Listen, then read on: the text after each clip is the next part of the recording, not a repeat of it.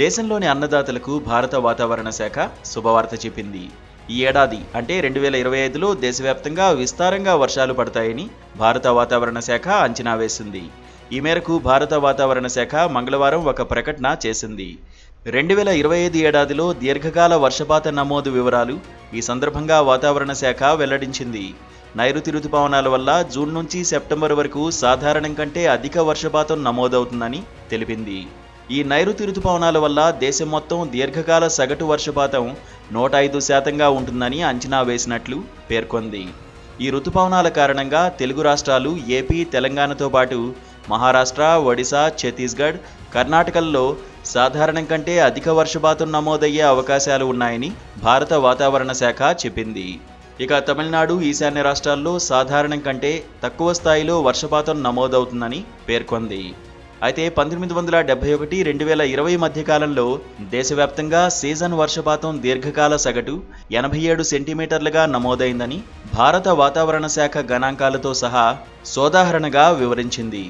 మరోవైపు ఈ ఏడాది వేసవి తీవ్రత అధికంగా ఉంటుందని ఇప్పటికే వాతావరణ శాఖ వెల్లడించింది. ఈ నేపథ్యంలో సాగు, తాగునీటి కోసం ప్రజలు తీవ్ర ఇబ్బందులు ఎదుర్కొంటున్నారు. ఇక తెలుగు రాష్ట్రాల్లో మంచినీటి కోసం ప్రజలు ఇక్కట్లు పడుతున్నారు. నదుల్లో నీరు సైతం ఆవిరైపోయింది. గాలిలో తేమ కూడా లేదని, దీంతో ఉక్కపోత తీవ్రత కాస్త ఎక్కువగా ఉంటుందని ఇప్పటికే వాతావరణ శాఖ వెల్లడించింది.